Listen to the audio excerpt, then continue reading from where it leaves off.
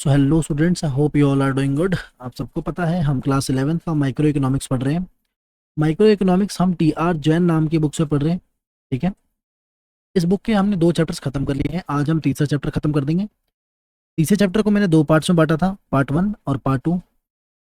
ये है part 2, consumers equilibrium utility analysis का। मेरा नाम है विनीत। चलिए वीडियो को स्टार्ट करते हैं। वीडियो को स्टार्ट करने से पहले चैनल को सब्सक्राइब कर लीजिएगा।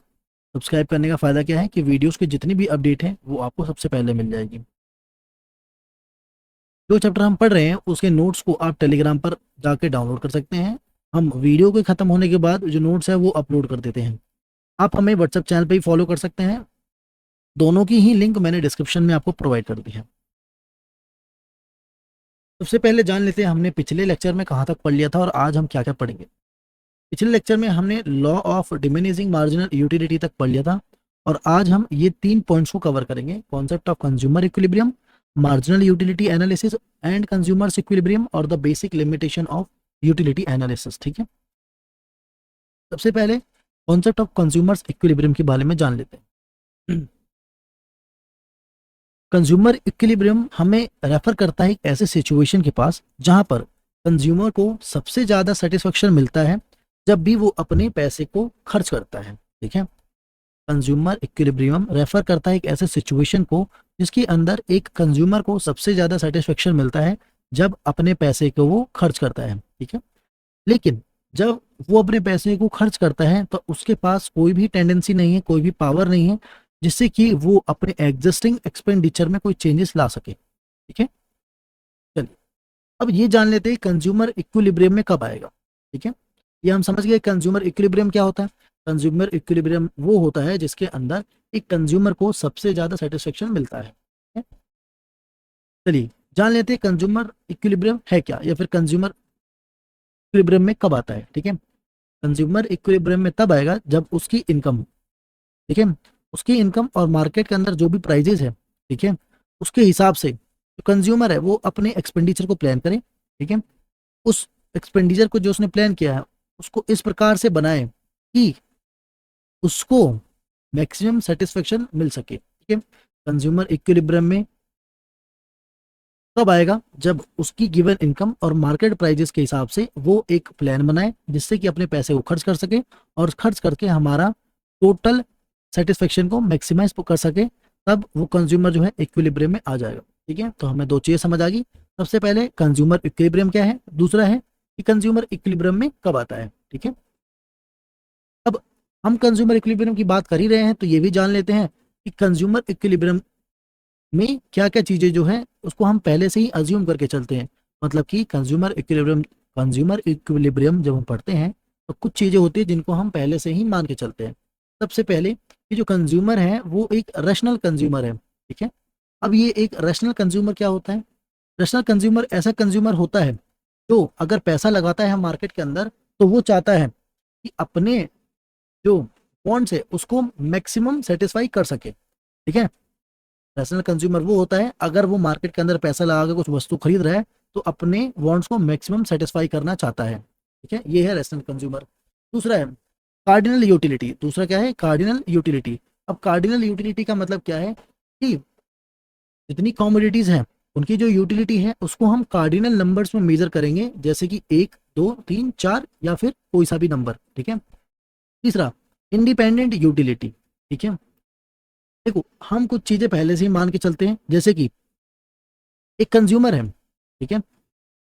कंज्यूमर है, उसको कुछ यूटिलिटी मिलता है किसी वस्तु को कंज्यूम करके। ठीक है। लिखा भी है वो चीज कि it is assume that the utility that a consumer get from a commodity depends upon the quantity of that commodity alone. ठीक है। देखिए अगर हम किसी भी एक कंज्यूमर की यूटिलिटी को मेजर कर रहे हैं और सिर्फ एक हमने क्वांटिटी ले लिया है और उसी के ऊपर हम मेजर कर रहे हैं उसकी यूटिलिटी को, तो हमें दूसरी कॉमोडिटी से कोई भी फर्क नहीं पड़ेगा। ठीक है। मान लेते हैं कि अगर मैं एक कंज्यूमर है, कंज्यूमर का नाम है राम। ठीक है। और मैं उसकी यूटिलिटी को मेजर कर रहा हूँ कि वो कितनी चीनी खाता है। ठीक है। शुगर कंजम्पशन पे मैं उसकी यूटिलिटी को मेजर कर रहा हूँ। ठीक है। तो मैं उसकी क्वांटिटी को मैं उसकी क्वांटिटी को काउंट कर सकता हूँ, मैं उसकी क्वांटिटी को काउंट कर सकता हूँ, लेकिन अगर वो शुगर की जगह कुछ और खाए, जैसे सॉल्ट खा ले, ठीक है, तो उससे मेरे को कोई फर्क नहीं पड़ेगा। ठीक है, समझिए, मतलब अगर मैं किसी कंज्यूमर का किसी एक कॉमोडिटी पे यूटिलिटी को मेजर कर रहा हूँ, ठीक है, तो वो कंज्यूमर की जो यूटिलिटी है उसकी क्वांटिटी से मेरे ऊपर फर्क पड़ना चाहिए, ना कि उसने कोई दूसरा गुड जो है उसको कंज्यूम कर लिया उससे। ठीक है, तो इसलिए जो यूटिलिटी होती है वो इंडिपेंडेंट होती है। दूसरा, marginal utility of money is constant. देखो, तीन चीजें हैं जो हमने पढ़ लिया है, जो कि हमें पहले से ही मान के चलना पड़ेगा। पहला रैशनल कंज्यूमर, दूसरा कार्डिनल यूटिलिटी, तीसरा इंडिपेंडेंट यूटिलिटी, और चौथा है मार्जिनल यूटिलिटी ऑफ मनी। अब मार्जिनल यूटिलिटी ऑफ मनी क्या होता है? मार्जिनल यूटिलिटी ऑफ मनी है कि आप अगर 1 रुपए में कोई वस्तु खरीद रहे हैं, ठीक है, उसको खरीदने के बाद जो आपको यूटिलिटी मिलता है, ठीक है, वो हमेशा कांस्टेंट रहना चाहिए। ठीक है, तो इसको हम लोग कांस्टेंट मान के ही चलते हैं। ठीक है, तो ये चार चीजें हैं, जब हम कंज्यूमर इक्विलिब्रियम पढ़ रहे होते हैं तो हमें ध्यान में देना चाहिए। चलिए देख लेते हैं marginal utility analysis and consumer's equilibrium, है ना। हमारे दिमाग में एक क्वेश्चन आना चाहिए कि अगर एक कंज्यूमर इक्विलिब्रियम में आना चाहता है तो उसको कितनी कमोडिटीज जो है कंज्यूम करना चाहिए, ठीक है, जिससे वो अपने आप को सेटिस्फाई कर सके, साथ ही साथ इक्विलिब्रियम का जो पॉइंट है उसको अचीव कर सके, है ना। हमें एक बहुत बेसिक क्वेश्चन जो हमारे दिमाग में आना चाहिए कि एक कंज्यूमर है, अगर वो इक्विलिब्रियम में आना चाहता है, ठीक है, तो उसको कितनी कमोडिटीज जो है कंज्यूम करना पड़ेगा ताकि वो अपने वांट्स को भी सेटिस्फाई कर ले और इक्विलिब्रियम में भी आ जाए, है ना। तो हमारे पास दो कंडीशन जनरेट होकर आती है। पहला कि अगर वो केवल एक ही कमोडिटी को कंज्यूम करे, है ना। दूसरा, अगर वो दो या दो से ज्यादा कमोडिटीज को कंज्यूम करे, है ना। समझ गए? चलिए, अगर मैं एक कमोडिटी केस की बात करें, अगर मैं एक कमोडिटी केस की बात करूं, ठीक है, एक कमोडिटी केस का मतलब है कि जो कंज्यूमर है केवल एक ही वस्तु खरीद रहा है, ठीक है, लेकिन उसकी क्वांटिटी कितना भी खरीद सकता है। एग्जाम्पल के लिए, अगर एक आदमी टी, जो टी बैग होता है, ठीक है, उसको खरीद के अपने सेटिस्फेक्शन को इक्विलिब्रियम में लाना चाहता है, ठीक है, तो वो क्वांटिटी कितना भी खरीद सकता है, ठीक है, लेकिन जो कमोडिटी है, जो टी बैग है, वो सिर्फ टी बैग ही खरीदेगा। ठीक है, जो कमोडिटी है वो सिंगल रहेगी, जो कि है टी बैग। क्वांटिटी कितना भी खरीदे, एक दो तीन चार कितना भी खरीदे, लेकिन जो कमोडिटी है, अगर वो एक कमोडिटी पे मेजर कर रहा है अपने इक्विलिब्रियम को, तो सिर्फ वो कमोडिटी अकेले ही रहेगी। अगर टी बैग पे मेजर कर रहा है तो टी बैग ही रहेगी हमेशा। ठीक है, चलिए दूसरा हम पढ़ेंगे। दूसरा है प्राइस ऑफ अ कमोडिटी। ठीक है, अगर कोई भी वस्तु है, अगर उसको हम खरीद रहे हैं तो उसका प्राइस के बारे में पता होना चाहिए। ठीक है, दूसरा दूसरा है marginal utility of the commodity. अगर मैं उसको कंज्यूम करूंगा तो उससे जो यूटिलिटी मिलेगी, ठीक है, वो कितनी होगी। अगर मैं कोई वस्तु कंज्यूम कर रहा हूँ तो उससे जो मार्जिनल यूटिलिटी मिलेगी वो भी हमें ध्यान रखना पड़ेगा। तीसरा, marginal utility of money. Marginal utility of money का मतलब क्या होता है कि अगर आप 1 रुपए से कोई वस्तु खरीदते हो, ठीक है, और उस वस्तु से जो आपको यूटिलिटी मिलता है वो होता है मार्जिनल यूटिलिटी ऑफ मनी। ठीक है, इसको हम बोलते हैं वर्थ ऑफ अ रूपी। ठीक है, 1 रुपए की कीमत कितनी होती है ना। देखो, मार्जिनल यूटिलिटी ऑफ मनी एक हमारा मेजरिंग रॉड है।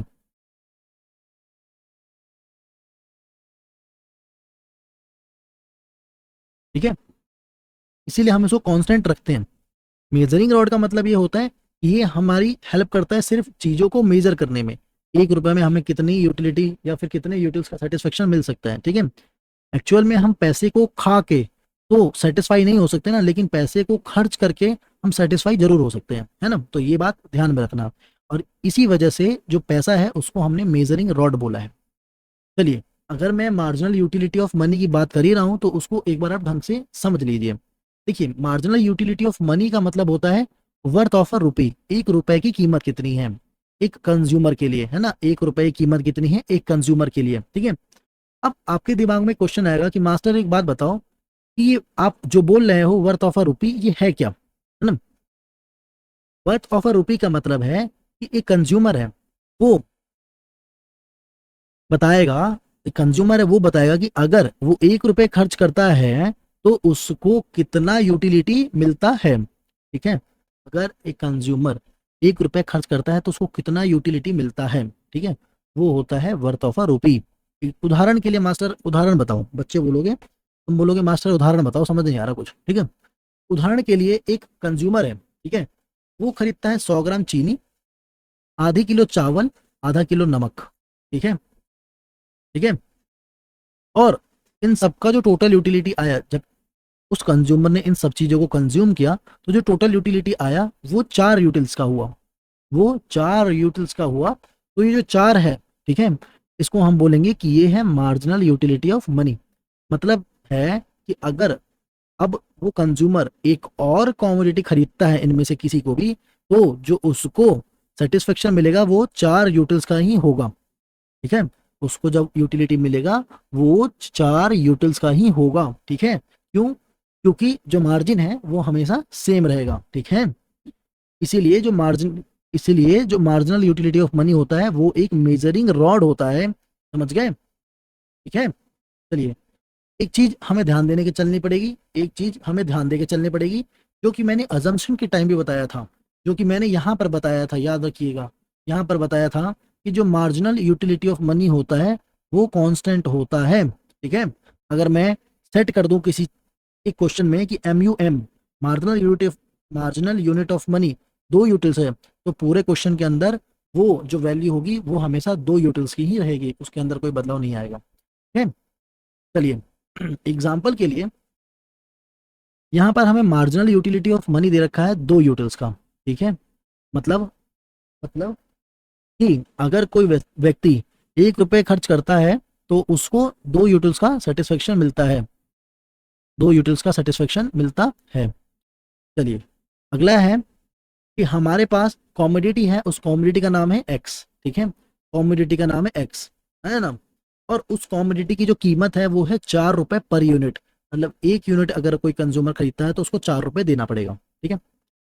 देखते हैं, अगर कंज्यूमर ने 1 यूनिट को कंज्यूम किया तो उसको 20 यूटिल्स का सेटिस्फेक्शन मिलता है। उसने अगर 2 यूनिट्स को कंज्यूम किया तो 18 यूटिल्स का, 3 यूनिट कंज्यूम किया तो 16 यूटिल्स का, 4 यूनिट कंज्यूम किया तो 18 यूटिल्स का, 5 यूनिट कंज्यूम किया तो 0 यूटिल्स, और 6 यूनिट कंज्यूम किया तो -5 यूटिल्स का सेटिस्फेक्शन मिलता है, ठीक है। देखिए, यूटिलिटी और जो सेटिस्फेक्शन है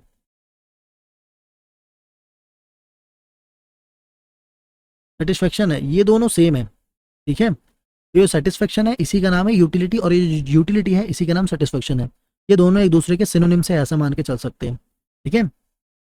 अब हमारे पास हमें पता है कि 2 यूटिल्स बराबर 1 रुपए था, ठीक है। जहां पर 2 यूटिल्स लिखा हो उसका मतलब उसकी जो कीमत है वो 1 रुपए है, ठीक है। ऐसे मैं अगर यही चला ऐसे ही जो हमने बोला 2 यूटिल्स बराबर 1 रुपए है, तो क्या उसको मैं ऐसे एक्सप्रेस कर सकता हूँ कि यहाँ पर कॉमोडिटी है, यहाँ पर जो मार्जिनल यूटिलिटी था कॉमोडिटी एक्स का, ठीक है, और यहाँ पर जो मार्जिनल यूटिलिटी है उसको मैं एज अ पैसे के रूप में दिखा सकता हूँ। पैसे के रूप में कैसे? क्योंकि ये जो 20 है वो तो यूटिल्स है, ये जो 20 है वो यूटिल्स है ना। और एक यूटिल सॉरी 1 रुपए बराबर 2 यूटिल्स हो गया। तो क्या मैं ये बोल सकता हूँ कि जो 20 यूटिल्स है अगर उसको मैं 2 यूटिल से डिवाइड कर दूंगा तो मेरे पास 10 रुपए आ जाएंगे, बोल सकता हूँ, ठीक है। तो एक यूनिट का जो प्राइस है, 1 यूनिट जो है उसका marginal utility in terms of rupees वो है 10। दूसरा यूनिट कॉमोडिटी एक्स का 18 यूटिल्स का मार्जिनल यूटिलिटी, और उसका जो marginal utility in terms of money वो है 9। वैसे ही थर्ड यूनिट का मार्जिनल यूटिलिटी 16 है और उसका marginal utility in terms of rupees 8 है। ऐसे ही करते करते 6 यूनिट ऑफ कॉमोडिटी एक्स, उसका मार्जिनल यूनिट -5, जिसका marginal unit in terms marginal utility in terms of rupees है -2.5, ठीक है। चलिए, अब आपके दिमाग में एक क्वेश्चन आएगा कि सर आपने बताया कि एक कॉमोडिटी केस में अगर हमें कंजम्पशन चाहिए, ठीक है, एक कॉमोडिटी केस में अगर मेरे को कंज्यूम करना है, ठीक है, तो चलो ठीक है हमने कंज्यूम कर लिया। अब आप मेरे को ये तो बताओ कि ये क्या कब तक कंज्यूम करेगा हमारा ये जो कंज्यूमर है, उसने कॉमोडिटी एक्स को कंज्यूम करना चालू किया और उसने 1 unit, 2 unit, 3 unit, 4 unit, 5 unit, 6 unit consume कर लिया, लेकिन हमें यही नहीं पता चल रहा कि ये इक्विलिब्रियम में कब आएगा। अब आप ये बताओ कि इक्विलिब्रियम में आएगा कब। देखो, इक्विलिब्रियम में आने का एक तरीका होता है, एक समझ गया, एक तरीका होता है। वो तरीका क्या है, जब हमारा marginal unit utility of x बटे में प्राइस ऑफ एक्स बराबर हो जाए मार्जिनल यूटिलिटी ऑफ मनी के। ठीक है, अगर ये साफ तरीके से नहीं दिख रहा तो मैं फिर से कर देता हूँ। ठीक है, तब हमारा जो कंज्यूमर होगा वो इक्विलिब्रियम होगा। सिंगल कॉमोडिटी केस की बात कर रहा हूँ। ठीक है, कि सिंगल कॉमोडिटी केस में हमारा जो कंज्यूमर होगा वो इक्विलिब्रियम में कब आएगा, तो वो आएगा जब marginal unit utility of X बराबर में price of X is equal to में होगा मार्जिनल यूटिलिटी ऑफ मनी के। ठीक है, समझ गए, समझ गए। अगर मार्जिनल, देखिए फिर से, अगर मार्जिनल यूटिलिटी ऑफ मनी है, मार्जिनल यूटिलिटी ऑफ मनी है, ये 1 रुपए के बराबर है, अगर ये 1 है, ठीक है, तो ये जो है वो चेंज हो जाएगा, क्या हो जाएगा, marginal utility of X is equal to price of X. ठीक है, ये हो जाएगा, यहाँ पर हमारा जो कंज्यूमर होगा वो इक्विलिब्रियम में आ जाएगा। ठीक है, चलिए देखते हैं, देखते हैं कि कब हमारा जो कंज्यूमर है वो इक्विलिब्रियम में आएगा, कब हमारा जो मार्जिनल यूटिलिटी है वो हमारे प्राइस के बराबर आता है। चलिए, सबसे पहले कि क्या जो हमारा कंज्यूमर है वो पहले यूनिट खरीदेगा। क्या जो हमारा कंज्यूमर है वो पहले यूनिट खरीदेगा, पहले यूनिट को खरीदेगा। The answer is yes.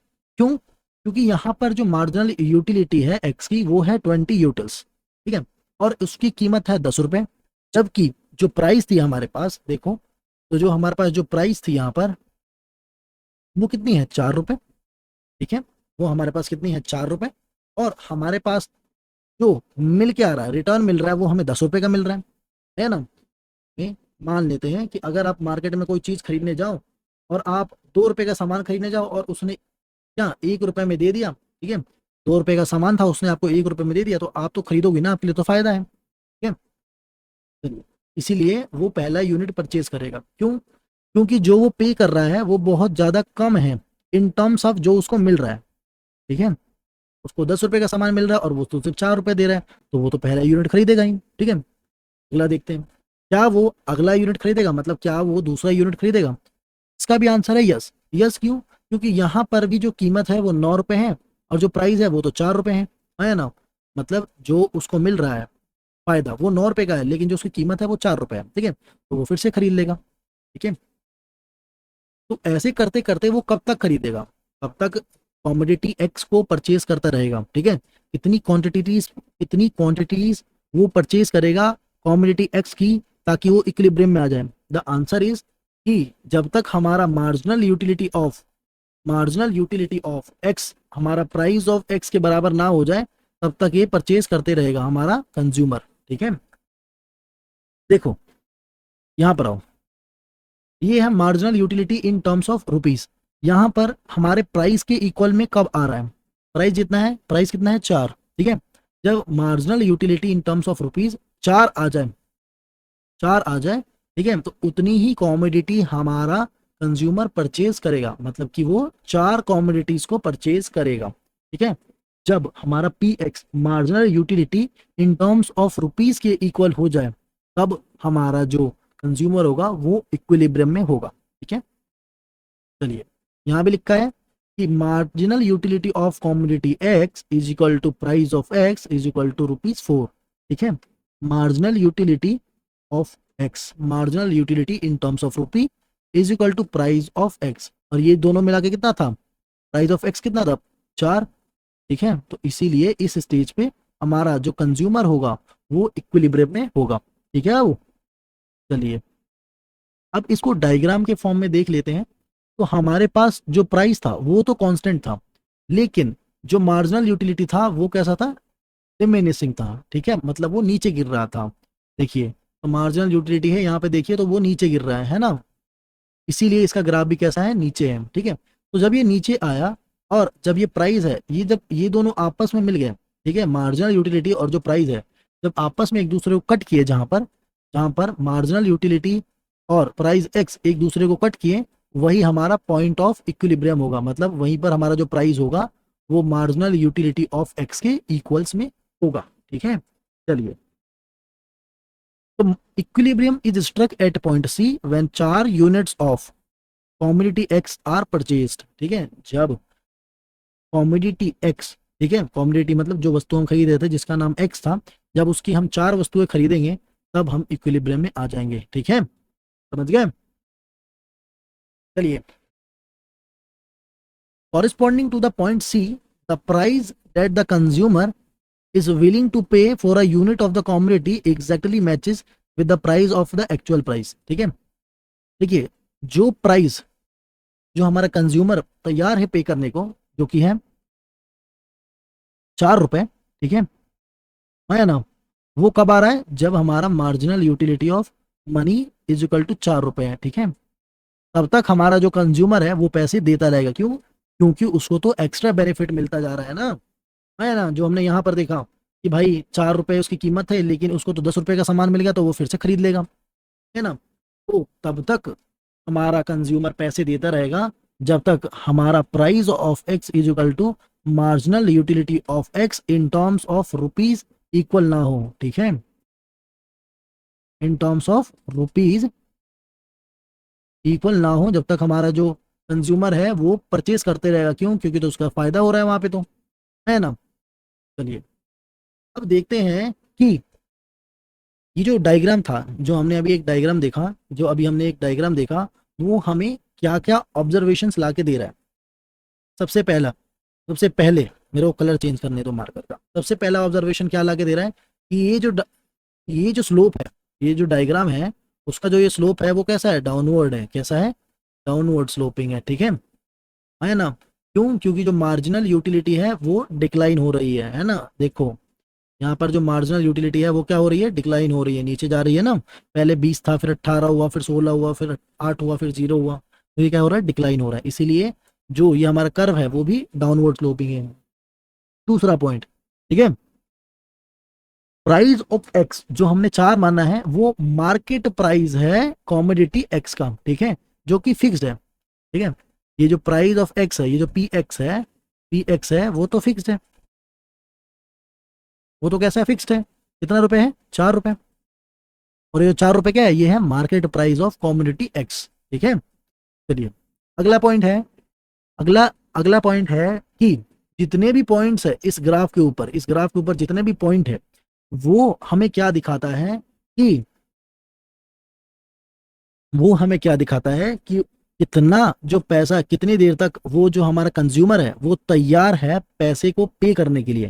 ठीक है, for every successive unit of the commodity. ठीक है, कितने वो इंडिकेट कर रहा है। देखिए जितने भी पॉइंट्स है इस कर्व के ऊपर, एमयू एक्स का जो ये कर्व है इसके अंदर जितने भी पॉइंट्स हैं वो इंडिकेट कर रहा है उन प्राइजेस को जो कि कंज्यूमर विल कर रहा है, विलिंग मतलब इच्छुक है पे करने को, फॉर एवरी सक्सेसिव यूनिट। ठीक है, जब भी वो यूनिट बढ़ा रहा है, एक यूनिट परचेज कर रहा है, ठीक है, तो वो जो कंज्यूमर है वो रेडी है उन पैसे को पे करने के लिए। वो हमारा कहाँ दिखा रहे हैं, इन ग्राफ के ऊपर जितने पॉइंट है वो हमें यही चीज बता रहे हैं। ठीक है, चौथा पॉइंट तो यही है कि भाई जो इक्विलिब्रियम है वो पॉइंट सी पर है ना। और वो क्या दिखा रहा है कि जो कंज्यूमर है वो 4 यूनिट्स परचेज कर रहा है कॉमोडिटी एक्स का। ठीक है ना। अब चलिए आगे पढ़ते हैं। देखिए आगे यही चीज है जो मैंने बताया था कि marginal utility of X upon में price of X is equal to marginal utility of money, जो होगा जब ये दोनों आपस में बराबर हो जाएंगे तभी जो हमारा कंज्यूमर होगा वो इक्विलिब्रियम में होगा। चलिए एग्जाम्पल के लिए देखिए, यहाँ पर मार्जिनल यूटिलिटी ऑफ मनी है वो है 2 यूटिल्स, प्राइस जो है वो है 4 रुपए, एक कॉमोडिटी का प्राइस जो है वो 4 रुपए है। यहाँ पर हमारे पास कॉमोडिटी दे रखा है, यहाँ पर हमारे पास मार्जिनल यूटिलिटी दे रखा है। ठीक है, चलिए एक कॉमोडिटी जो उसने कंज्यूम किया तो उसको 20 यूटिल्स का सेटिस्फेक्शन मिला, 2 कंज्यूम किया तो 18 यूटिल्स, 3 कंज्यूम किया तो 16 यूटिल्स और 4 कंज्यूम किया तो 8 यूटिल्स का सेटिस्फेक्शन मिला। ठीक है, अब ये जो इक्विलिब्रियम है वो कब अचीव हो पाएगा, जब जो 1 रुपए की कीमत है वो इज इक्वल टू हो मार्जिनल यूटिलिटी ऑफ एक्स बटे में प्राइस ऑफ एक्स के। मतलब कि हमारा एम यू एक्स और पी अपॉन एक्स जब ये बराबर हो जाए 1 रुपए की कीमत के, मार्जिनल यूटिलिटी ऑफ मनी के, तब जो हमारा कंज्यूमर है वो इक्विलिब्रियम में आ जाएगा। ठीक है, चलिए देखते हैं कैसे। चलिए निकाल के देता हूँ, मैं आपको बता देता हूँ कब हमारा जो कंज्यूमर है वो इक्विलिब्रियम में आ जाएगा। ठीक है, तो यहाँ पर है मार्जिनल यूटिलिटी ऑफ एक्स, और प्राइस कितना है हमारे पास, प्राइस है 4 रुपये। ठीक है, और एक और एक और एक रुपए की जो वैल्यू है वो कितनी है, वो है 2 यूटिल्स। ठीक है, 1 रुपए की जो वैल्यू है वो 2 यूटिल्स, इसको अगर इससे मल्टीप्लाई करेंगे तो क्या आ जाएगा, marginal utility of X is equal to 4 2 8। ठीक है, तो जहां पर जो हमारा मार्जिनल यूटिलिटी ऑफ 8 होगा, ठीक है, और उसके सामने जो कॉमोडिटी लिखी हो, उसके सामने जो क्वांटिटी लिखी होगी, उसी क्वांटिटी पे हमारा जो कंज्यूमर होगा वो इक्विलिब्रियम में आएगा। तो देखिए, आइए पहले मिटा देता हूँ आपके लिए थोड़ा साफ सुथरा। देखिए, marginal utility of X, marginal utility of x, आइए यहाँ पर देखिए, ये रहा 8, इसके सामने जो क्वांटिटी लिखी होगी जैसे कि 4, तो ये जो 4 है वो क्या है, वो ये जो 4 है ये वो क्वांटिटी है जितनी क्वांटिटी को खरीद कर जो हमारा कंज्यूमर है वो इक्विलिब्रियम में आ जाएगा। ठीक है, चलिए समझ आ गया। देखिए लिखा भी है, the schedule shows that marginal utility of X when 4 units of commodity X are consumed, hence equilibrium is struck when the 4 units of commodity X are consumed. ठीक है, अगला देखते हैं। अभी हमारा वन कमोडिटी केस खत्म हो गया, वन कमोडिटी केस। ठीक है, कि अगर एक हमारा जो कंज्यूमर है अगर वो केवल एक वस्तु खरीदेगा तो कैसे होगा, मतलब कैसे होगा, मतलब कैसे वो इक्विलिब्रियम में आएगा। ठीक है, अब हम यहाँ पे पढ़ने वाले हैं कि दो कॉमोडिटीज या दो से ज्यादा कॉमोडिटीज कंज्यूमर परचेज करता है तब वो इक्विलिब्रियम में कब आएगा। ठीक है, देखिए यहाँ पर तो एक ही था, marginal utility of X upon में प्राइस ऑफ एक्स। ठीक है, यहाँ पर दो हो गया तो ये दोनों आपस में बराबर होंगे। ठीक है,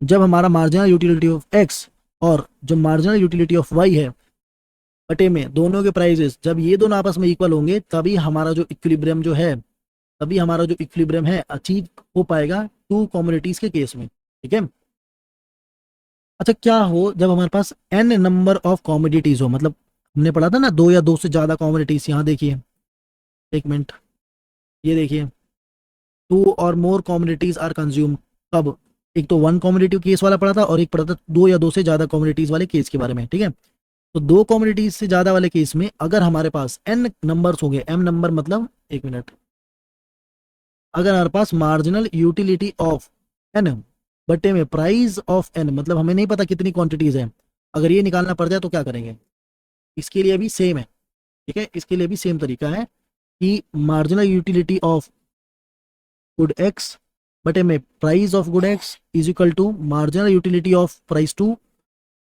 प्राइस ऑफ टू। ठीक है, marginal utility of three, price of three, ऐसे करते करते करते करते। ठीक है, जब मार्जिनल यूटिलिटी ऑफ nth और प्राइस ऑफ nth टर्म होगा वो इज इक्वल टू होना चाहिए मार्जिनल यूटिलिटी ऑफ मनी के। ठीक है, जो कि हम अभी तक पढ़ते हुए आए हैं। ठीक है, चलिए, लिप्सी और क्रिस्टल कुछ बातें कह रहे हैं, इनके बारे में देखिए। ठीक है, वो कह रहे हैं कि हर एक कंज्यूमर डिमांड करता है, ठीक है, एक वस्तु की, हर एक कंज्यूमर एक वस्तु की डिमांड करता है एक पॉइंट तक। ठीक है, जब 1 रुपए खर्च करूं, अगर जैसे दो वस्तु है, ठीक है, एक है एक्स और एक है वाई, तो दोनों पे जब मैं वस्तु खरीद, दोनों पे जब मैं दोनों ही वस्तुओं पर जब मैं पैसे लगाऊं, मान लेते हैं दोनों ही वस्तुओं पर मैंने 1 रुपए खर्च किया, तो दोनों से मिलने वाला जो सेटिस्फेक्शन है, जो यूटिलिटी है, वो सेम होना चाहिए। ठीक है, ये लिप्सी और क्रिस्टल कह रहे हैं। ठीक है, देखिए इंग्लिश में लिखा है कि each consumer demands each good up to the point at which marginal utility per pound, per pound मतलब हर 1 रुपए में, per pound spent on it is the same as the marginal utility of a pound spent on the other good। ठीक है, दोनों same होना चाहिए। ठीक है, चलिए अब इसका एक टेबुलर फॉर्म देख लेते हैं, जो हमने यहाँ पर इनका भी देखा था, कहाँ गया, हाँ ये रहा, जो हमने ये देखा था इनके लिए टेबल बना के, वैसे ही वहां पर भी देख लेते हैं एक बार दो कॉमोडिटीज के केस में। चलिए देखिए, दो कॉमोडिटीज का केस तो देख रहे हैं, लेकिन हम यहाँ पर एक चीज अज्यूम करके चल रहे हैं कि दोनों ही गुड्स का, मतलब कि प्राइस ऑफ गुड वाई और प्राइस ऑफ गुड एक्स है, उनका प्राइस सेम है, और सेम कितना है, 1 रुपए, कितना है, 1 रुपए। ठीक है, ये हम मान के चल रहे हैं।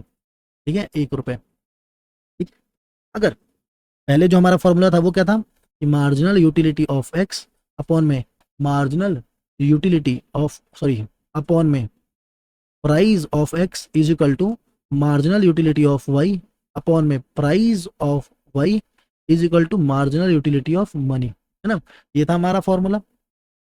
लेकिन अगर दोनों का ही प्राइस सेम है तो ये प्राइस और ये प्राइस दोनों कट जाएगा, है ना। देखिए marginal utility of X upon में 1 is equal to marginal utility of Y upon में 1 is equal to marginal utility of money.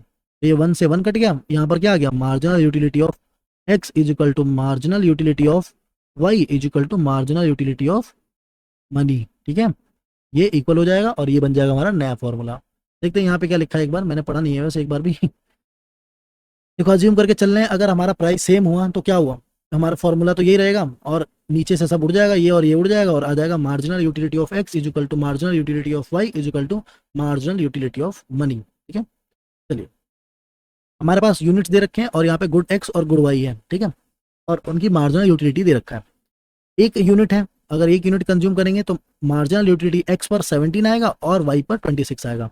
ऐसे ही करते करते जब मैंने 6 यूनिट्स कंज्यूम किए तो मार्जिनल यूटिलिटी एक्स कॉमोडिटी पे 5 आएगा और मार्जिनल यूटिलिटी वाई कॉमोडिटी पे 6 आएगा। ठीक है, समझ गए, मार्जिनल यूटिलिटी वाई कॉमोडिटी पर 6, मार्जिनल यूटिलिटी वाई कॉमोडिटी पर मार्जिनल यूटिलिटी जब हम 6 यूनिट्स कंज्यूम करेंगे तो 10 यूटिल्स आएंगे। ठीक है, इसमें हमने अज्यूम करके चला है कि जो दोनों का प्राइस है वो सिमिलर है। देखिए अगर दोनों का प्राइस सिमिलर है तो मार्जिनल यूटिलिटी एक्स और मार्जिनल यूटिलिटी वाई जहां पर दोनों बराबर होंगे वहीं हमारा क्या होगा, इक्विलिब्रियम होगा। देखिए कब हमारा मार्जिनल यूटिलिटी ऑफ एक्स और वाई बराबर होते हैं, आइए तो मिटाइए, साफ कीजिए, कर दिया साफ। चलिए मार्जिनल यूटिलिटी ऑफ एक्स और वाई कब बराबर है, देखिए यहाँ पर भी 10 है और यहाँ पर भी 10 है, तो marginal utility of X is equal to marginal utility of Y कब हो रहा है, 10 और 10, ठीक है, इज इक्वल टू 1 क्योंकि एक ही रहता है। ठीक है, चलिए एक नहीं मतलब ये मान के चलो ना मार्जिनल यूटिलिटी ऑफ मनी। ठीक है, चलिए दोनों 10-10 आ रहे हैं लेकिन दोनों के सामने जो कॉमोडिटी है, जो कॉमोडिटी की यूनिट है वो अलग है। अगर मार्जिनल यूटिलिटी एक्स है तो एक्स कॉमोडिटी के अगर मैं 4 यूनिट्स को कंज्यूम कर रहा हूँ और वाई कॉमोडिटी के 6 यूनिट्स को कंज्यूम कर रहा हूँ, तब जो मेरा कंज्यूमर है वो इक्विलिब्रियम में आ जा रहा है। ठीक है, क्योंकि दोनों का जो मार्जिनल यूटिलिटी है तभी इक्वल हो रहा है। मार्जिनल यूटिलिटी दोनों का कब इक्वल हो रहा है, एक एक्स का 4 यूनिट्स पे और वाई का 6 यूनिट्स पे इक्वल हो रहा है, इसीलिए जो 4 और 6 यूनिट्स जो होंगे कॉमोडिटी एक्स और वाई का, वो क्या होगा, हमारा इक्विलिब्रियम पॉइंट होगा। ठीक है, चलिए एक बार देखें क्या लिखा हुआ। तो ये तो हमारा फॉर्मूला है, ये हमें पता ही है। यहाँ पर हमने देखो दोनों बराबर रख रखा है, दोनों में जो प्राइस है वो बराबर है, तो जो मार्जिनल यूटिलिटी ऑफ एक्स होगा वो मार्जिनल यूटिलिटी ऑफ वाई के बराबर होगा। इसी के हिसाब से जो कॉमोडिटी एक्स होगा उसमें 4 यूनिट्स में इक्विलिब्रियम आएगा और जो कॉमोडिटी वाई होगा उसमें 6 यूनिट्स में आएगा। ठीक है, क्योंकि दोनों जो है एक दूसरे के इक्वल कब हो रहे हैं, वाई 6 पे इक्वल हो रहा है, तो 10-10 कब बन रही है, जो 10 है वो दोनों आपस में इक्वल कब हो रहे हैं, ये 6 पे हो रहा है और वो 4 पे हो रहा है ना। चलिए अब इसका जो है एक बार ग्राफ बनाते हैं, दोनों का डायग्राम बना के देखते हैं। देखिए ये डायग्राम ऐसा क्यों लग रहा है, तो ये डायग्राम कुछ 2 डायग्राम से मिलकर बना है, एक डायग्राम ऐसा और एक डायग्राम ऐसा, और इन दोनों को मर्ज कर देंगे तो ये जो हमारा डायग्राम बनेगा वो कुछ ऐसा बनेगा। ठीक है, तो यहाँ पर इस साइड में मार्जिनल यूटिलिटी ऑफ एक्स का बना हुआ है और इस साइड में मार्जिनल यूटिलिटी ऑफ वाई का बना हुआ है। ठीक है, ये हमारा क्या है, मार्जिनल यूटिलिटी है और ये हमारा कंजम्पशन है। तो 1 2 3 4 5 6 7 8 9 10 यहाँ तक जा रहा है और ये इधर से आ रहा है वाई कॉमोडिटी का। चलिए पहले एक्स कॉमोडिटी को मार्क कर लेते हैं। एक्स कॉमोडिटी को मार्क किया तो जब मैंने पहला यूनिट कंज्यूम किया तो सबसे ज़्यादा सेटिस्फेक्शन मिलेगा, वो है इतना। ठीक है, अब ये नहीं पता क्योंकि ये पीछे लिखा हुआ है। ठीक है, पहला यूनिट कंज्यूम किया तो यहाँ पे 17 का मेरे को यूटिल्स का सेटिस्फेक्शन मिला, दूसरा किया तो 15, फिर आ गया 12, फिर आ गया 10, ठीक है, फिर 7, फिर 5। ठीक है, ये हमारा कॉमोडिटी एक्स का क्या है, ग्राफ है। जब मैंने एक यूनिट कंज्यूम किया तो मेरे को 17 यूटिल्स का सेटिस्फेक्शन मिला, जब 2 यूटिल्स कंज्यूम किया तो 15 यूटिल्स का, 3 यूटिल्स कंज्यूम किया तो 12 यूटिल्स का, 4 यूनिट कंज्यूम किया तो 10 यूटिल्स का, 5 यूनिट कंज्यूम किया तो 7 यूटिल्स का और 6 यूनिट कंज्यूम किया तो 5 यूटिल्स का सेटिस्फेक्शन मिल रहा है। ठीक है, ये हमारा मार्जिनल यूटिलिटी ऑफ एक्स का डायग्राम हो गया। अब मार्जिनल यूटिलिटी ऑफ वाई का डायग्राम बनाते हैं। ठीक है, देखिए जब अगर मैं एक ही यूनिट कंज्यूम कर रहा हूँ, जब मैं एक यूनिट कंज्यूम कर रहा हूँ, ये रहा एक यूनिट यहाँ लिखा भी है, ठीक है, तो मैं एक यूनिट कंज्यूम कर रहा हूँ तो मेरे को 26 का यूटिल्स का यहाँ पे सेटिस्फेक्शन मिल रहा है। जब दो कर रहा हूँ, जब दूसरा यूनिट कंज्यूम कर रहा हूँ तो 23, तीसरा कर रहा हूँ तो 19, ठीक है, ठीक है, तीसरा कर रहा हूँ तो 19, फिर चौथा कर रहा हूँ तो 16, फिर 13, फिर 10। चलिए, पहला unit of commodity Y consume किया तो 26 यूटिल का सेटिस्फेक्शन मिला। दूसरा यूटिल ऑफ दूसरा कॉमोडिटी, दूसरा unit of commodity X consume किया तो 23, तीसरा किया तो 19, चौथा किया तो 16, पांचवा किया तो 13, और छठा किया तो 10 यूटिल्स का। और देखो ये दोनों आपस में इसी पॉइंट पे काट रहे हैं, ठीक है, इसी पॉइंट पे काट रहे हैं जो कि है 10, ठीक है। तो मार्जिनल यूटिलिटी मतलब एक्स के लिए तो ये जो पॉइंट 10 है वो 4 है, और यही 6 के लिए, यही वाई के लिए, वाई कॉमोडिटी के लिए कितना है, ये 6 है, ठीक है। इसीलिए जो मार्जिनल यूटिलिटी एक्स और वाई है वो कितना है, एक्स का है 4 और वाई का कितना है 6, ठीक है, तब ये दोनों जाके इक्विलिब्रियम में आ रहे हैं। समझ गए? चलिए, अगर दोनों ही केसेस को मिला दे, ठीक है, तो हम क्या कह सकते हैं कि जो कंज्यूमर है वो इक्विलिब्रियम में कब आएगा, ठीक है, जब वो इक्विलिब्रियम में तब आएगा जब वो इक्वी मार्जिनल यूटिलिटी पे हो। इक्वी मार्जिनल यूटिलिटी पे का मतलब क्या होता है, इक्वी मार्जिनल यूटिलिटी का मतलब होता है कि हमारा कंज्यूमर इक्विलिब्रियम को हिट करेगा जब उसके पास जो लास्ट रुपए बच रहे हैं उसको कॉमोडिटी एक्स या कॉमोडिटी वाई किसी में से एक को परचेज कर ले, ठीक है, किसी में से भी किसी। देखिए, law of equi marginal utility मतलब होता है कि जो कंज्यूमर है, कंज्यूमर इक्विलिब्रियम को तब पहुंचेगा जब उसके पास जो आखिरी के पैसे बचे हैं, ठीक है, उसको जब वो यूज करे तो उसको वो समान मार्जिनल यूटिलिटी प्रोवाइड करे, जो है ना, जो इक्वल मार्जिनल यूटिलिटी है वो प्रोवाइड करे जब उसके पास उसके लास्ट पैसे जो बच रहे हैं, ठीक है, चाहे अब उसको वो कॉमोडिटी एक्स पे खर्च करे, गुड एक्स पे खर्च करे या फिर गुड वाई पे खर्च करे। एग्जाम्पल के लिए, आपके पास आखिरी, आपके जेब में आखिरी के 10 रुपए पड़े हैं, ठीक है, अगर आपके पास, आपको केला खरीदना है और सेब खरीदना है, ठीक है, तो आप क्या खरीदोगे, है ना, आप कुछ भी खरीद सकते हो, लेकिन जो भी चीज आप खरीदोगे वो आपको जो यूटिलिटी, जो सेटिस्फेक्शन देगी वो इक्वल होना चाहिए बस, ठीक है। इसी को बोलते हैं law of equi marginal utility, ठीक है। चलिए, अब कुछ कंडीशंस हैं, ठीक है, कंज्यूमर्स इक्विलिब्रियम की, जब हम मार्जिनल यूटिलिटी एनालिसिस करते हैं, ठीक है। सबसे पहला तो नॉर्मल है जो हम पढ़ते आए हैं कि जो अगर सिंगल कॉमोडिटी की बात है तो वो होगा, वो क्या होगा, सिंपली मतलब होगा कि जो 1 रुपए की कीमत है, ठीक है, वो एग्जैक्टली इक्वल होना चाहिए मार्जिनल यूटिलिटी के और जो प्राइस है उसके। और टू कॉमोडिटी में सेम, मार्जिनल यूटिलिटी एक्स बराबर marginal utility of Y upon में दोनों के प्राइजेस, ये दोनों बराबर होनी चाहिए मार्जिनल यूटिलिटी ऑफ मनी के, है ना। बस यही है जो दोनों में डिफरेंट है, बाकी सब सिमिलर है, ठीक है। दूसरा पॉइंट जो दोनों में सिमिलर है वो क्या है कि मार्जिनल यूटिलिटी ऑफ मनी जो है वो कांस्टेंट है। क्यों? क्योंकि जो मनी है वो एक मेजरिंग रॉड है, यहाँ पर भी सेम है, marginal utility of money remains constant. तीसरा point, law of diminishing marginal utility holds goods, ठीक है, law of diminishing marginal utility ये यूनिवर्सल है जो मैंने कल ही बताया था। अब ये law of diminishing marginal utility ना हो तो क्या होगा, देखिए, law of diminishing marginal utility का मतलब क्या होता है पहले ये समझते हैं। Law of diminishing marginal utility का मतलब क्या होता है कि जब भी आप एक एडिशनल कॉमोडिटी, एडिशनल जब भी आप एक एडिशनल यूनिट कंज्यूम करते हो किसी भी कॉमोडिटी का, तो जो हमारा यूटिलिटी है, जो सेटिस्फेक्शन है वो कम होते रहता है, ठीक है। और अगर ऐसा ना हो तो कभी भी किसी गुड का, किसी कॉमोडिटी का जो कंजम्पशन है खत्म ही नहीं होगा, ठीक है। चलिए, यहाँ पर जो 2 और 3 पॉइंट जो है वो दोनों ही केसेस में सेम है। आगे देखते हैं जो लिमिटेशन है, इसका लिमिटेशन एक ही है। वो लिमिटेशन क्या है कि हम जो यूटिलिटी है उसको कार्डिनल नंबर में मेजर करते हैं, ठीक है, कार्डिनल नंबर में मेजर करते हैं, बस यही जो है हमारा लिमिटेशन है, ठीक है। यही हमारा लिमिटेशन है कि नंबर जो हम, यही हमारा लिमिटेशन है कि जो यूटिलिटी है, जो सेटिस्फेक्शन है, उसको हम कार्डिनल नंबर में मेजर करते हैं, ठीक है। अब इसी के अगेंस्ट में जो नेक्स्ट चैप्टर होगा वो होगा कि क्या, ऑर्डिनल मेजरमेंट ऑफ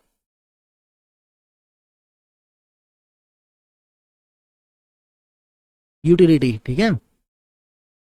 उसमें हम पढ़ेंगे कैसे ऑर्डिनली मेजर कर सकते हैं। ऑर्डिनली मतलब होता है आपकी सेटिस्फेक्शन को मैं नंबर्स ना दूं, बल्कि उसको बताऊं कि क्या किसी कमोडिटी को कंज्यूम करके आपको हाई सेटिस्फेक्शन मिला है या लो सेटिस्फेक्शन मिला है, ठीक है।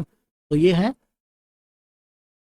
ये है इसकी लिमिटेशन। लिमिटेशन क्या थी, कार्डिनल नंबर में मेजर होता है, बस यही, ठीक है। चलिए, वीडियो अच्छी लगी हो, एक मिनट एक चीज तो बची गई थी मेरे को बताना, ठीक है। अगर आपने यहाँ तक वीडियो देखा होगा तो वीडियो को बोल रहा हूँ, चैनल को सब्सक्राइब कर दीजिएगा।